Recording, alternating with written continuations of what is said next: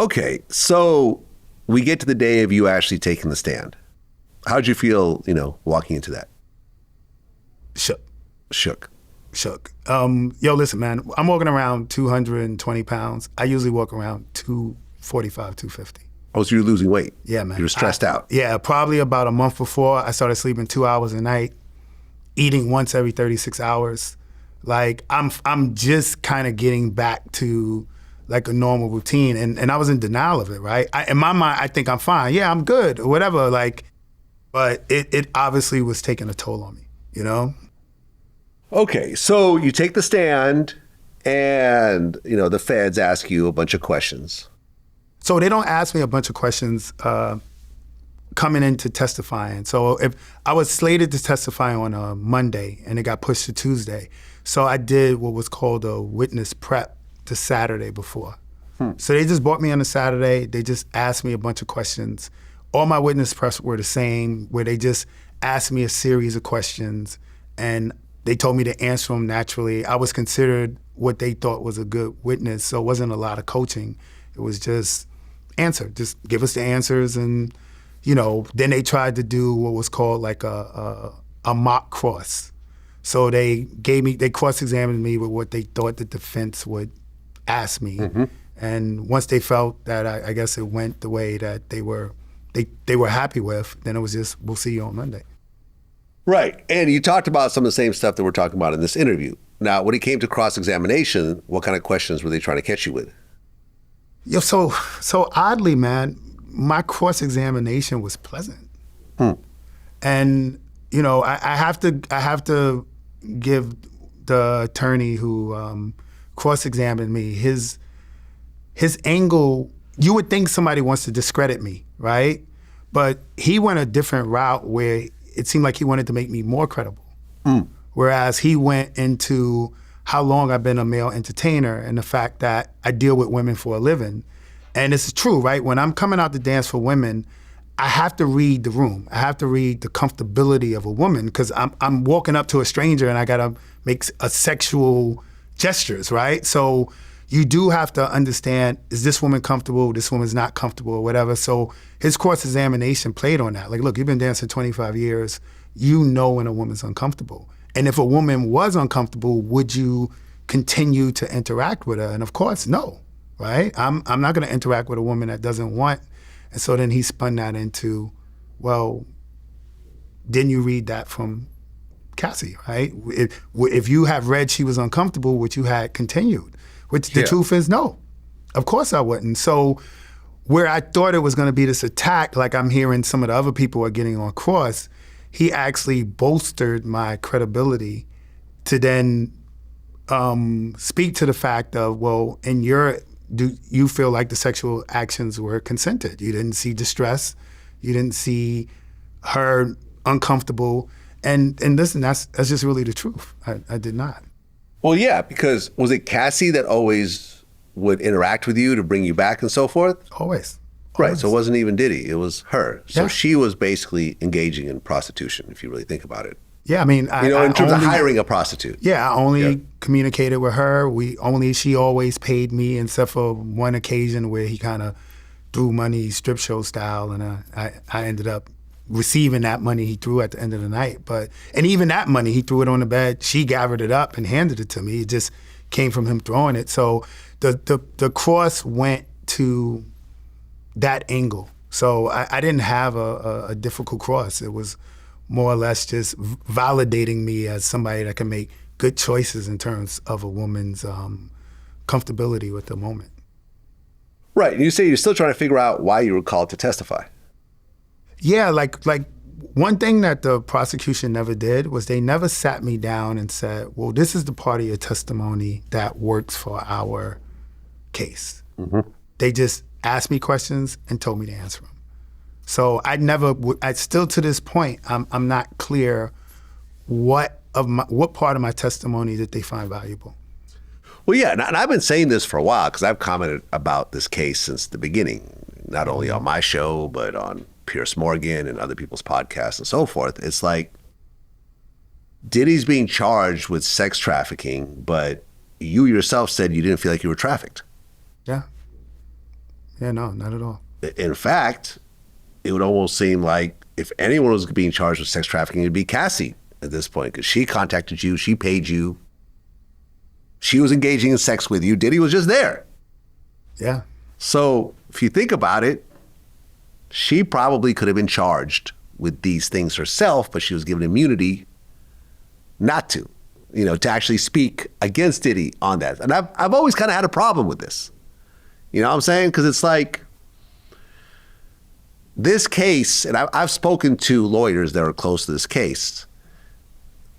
They've said that this is really at the heart of it, a domestic violence case. It has ballooned into a RICO and sex trafficking and, prostitution with transportation and so forth. But to me, it just seems like here's a couple that were abusive. There's a lot of drugs involved, and that's really what this is about. I don't think of it as a RICO. I don't think of it as this other stuff. I think of it as that. But this is ballooned into something bigger. I mean, would you agree with that, or do you think there really is something bigger based on what you've experienced at this point? Yeah, I think I would agree with what you're saying. Again, like I said earlier, we're all getting bits and pieces. So we're framing, and you got to remember, the people who are giving the bits and pieces, that's their narrative, right? I'm not pulling transcripts, you know what I'm saying? Reading the full testimony, but it's based on what my understanding of sex trafficking is. That's another reason why I said, hey, look, I live in New York. I only dealt with them in New York. Right. You were transported anywhere. I totally eliminated myself. Like, I can't be sex trafficking. That's why I said I'm not clear what was going on with my testimony, and I haven't. Even with the other guy who testified, he wasn't traveling interstate. It was no focus on that. And the RICO stuff, I guess, his assistants setting up the room, cleaning up the room, getting, the baby all like when you hear the details, it's hard for me to analyze it and understand what constitutes and aligns with the charges. Yeah, I mean, when you look at it now, do you feel like you helped the prosecution or the defense? I always thought my testimony would favor the defense. Yeah, that's what it appears like. I always thought that. That's why I said I wasn't sure why I was called in. But again, man, you could tell. What I will say is, you can tell there's no smoking gun, right? There's no smoking gun in regards to this is the nail in the coffin. So it looks like there's going to be a whole bunch of testimony and facts and evidence to compile everything together. Yeah. And that's why when you hear there's still weeks of testimony left, it has to be a whole bunch of evidence gathered for one whole sum. So I'm assuming that's what the verdict's going to be determined on.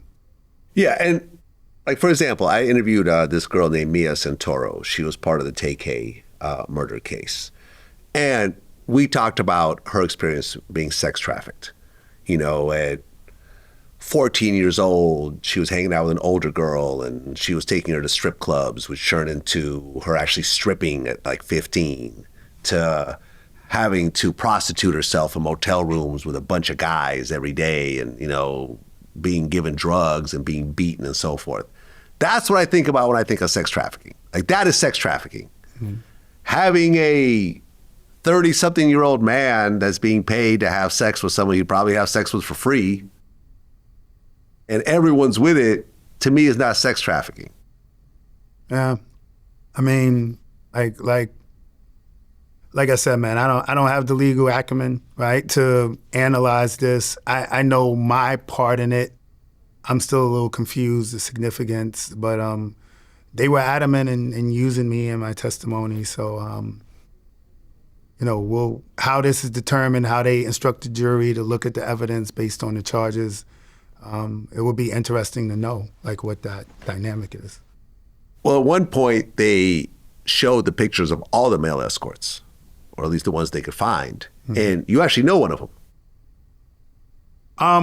No, I didn't. I didn't, in that collage of pictures, I didn't know anybody. I only knew of the first guy. I don't think he was in the collage. Okay, but he took the stand? Yeah, the one who took the stand. And just, I know of him. Who is this? Daniel Phillips. Daniel Phillips, got it. Yeah, and I know of him because I at the time I wasn't, but now I'm a part owner of Hunkomania, which is a male review company, and he was a manager prior to me becoming one of the owners. So when I started working, I always heard of him, but I never met him personally or had any interactions with him. Got it. Well, you did an interview with CNN. So during your interview, you actually apologized to Cassie. You said, I would apologize because I had no idea, no indication of what she was going through. Obviously, my involvement kind of furthered her suffering. Me, knowing that as a man, being raised by a single mom and a grandmother, just the thought of partaking in a scenario where a woman is possibly being abused is tough to hear. I would just apologize to her and tell her I was really remorseful and regret if I contributed to a bad experience for her. But based on what I'm hearing, it actually wasn't a bad experience. Well, again, man, look, I'm gonna take her at her word, right? I will adamantly say I saw no cues of anything that seemed distressful. But if this was an ongoing cycle of abuse, as she's testifying to, right? And if that ultimately is proven as valid and as her experience and that's a real thing, then I'm gonna have remorse for that. You know, I don't want to be in I don't even like the idea of being in a sexual situation where a woman's engaging me and this is being done under some sort of forceful pressure. Like that's just crazy, man.